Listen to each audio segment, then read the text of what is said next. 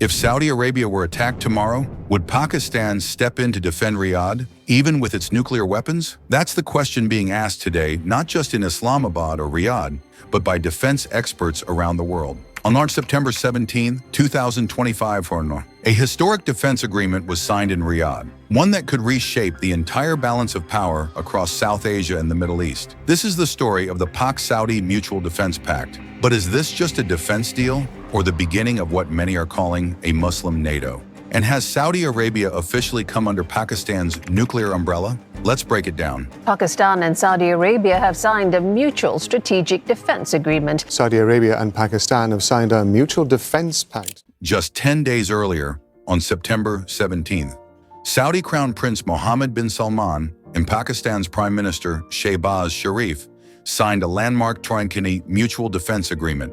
According to the official joint statement, an attack on one will be considered an attack on both. It sounds almost identical to NATO's Article 5.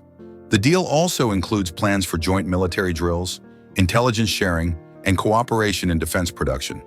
But things got really interesting when Pakistan's Defense Minister, Khawaja Asif Yunus, stated that Pakistan's nuclear capabilities could be used, if necessary, for Saudi Arabia's defense.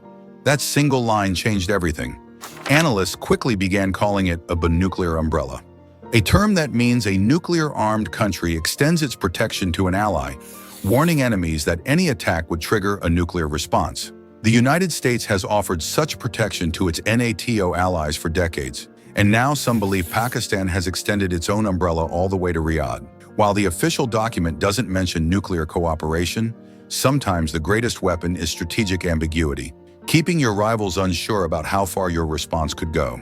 And since Pakistan is not a signatory to the Nuclear Non-Proliferation Treaty, NPT, it technically has the freedom to use its nuclear deterrence for allied defense. Still, Pakistan maintains transparency by keeping its civilian reactors under International Atomic Energy Agency on AEA safeguards and follows international safety standards. So even without joining the NPT, Pakistan upholds key non-proliferation measures. Now let's talk about the context behind this deal. Just days before the pact, on September 9, 2025, Israel launched an airstrike on Doha, Qatar, targeting Hamas leaders during ceasefire negotiations. The attack drew condemnation from across the Arab and Muslim world. An emergency Arab-Islamic summit was held in Doha, declaring Israel's actions a violation of international law. And barely a week later, the Pak-Saudi Defense Pact was signed. Soon after, footage went viral on social media showing Pakistan Air Force jets flying over Jeddah.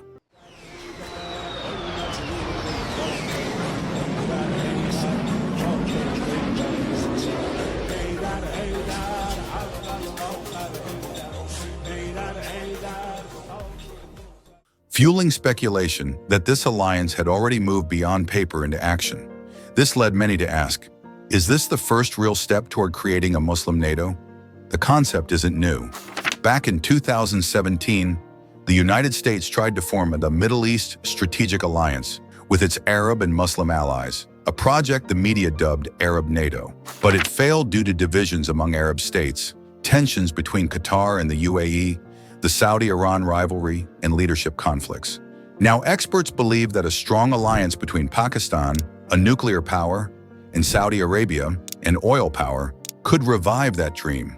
If countries like Egypt, the UAE, and Qatar were to join later, the Muslim world could for the first time form its own collective defense bloc. But this pact also has serious geopolitical consequences. For Iran, it poses a major challenge. Pakistan had long balanced relations between Tehran and Riyadh, but now seems clearly aligned with the Saudis.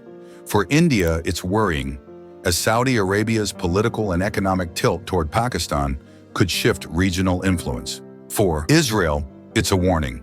If Saudi Arabia strengthens military ties with Muslim nations, Tel Aviv's strategic edge in the Middle East could diminish. And perhaps the biggest shock is for the United States, which has long been Saudi Arabia's main security guarantor. Now Riyadh appears to be stepping out of Washington's shadow and moving closer to Islamabad. Meanwhile, China and Russia are also quietly watching. China, already Pakistan's strategic partner, could now expand its influence in the Gulf through Saudi cooperation. Russia, maintaining ties with both Iran and Saudi Arabia, might also see this as an opportunity to strengthen its role in the Middle East. So this isn't just a defense pact, it's a sign of a shifting world order, where power is becoming more multipolar than ever before. Now, I'll leave you with a question. Should Pakistan be willing to use its nuclear weapons to defend Saudi Arabia? Or would that risk compromising its own security? Share your thoughts in the comments below. I'll see you again soon with another deep dive. Until then, take care and goodbye.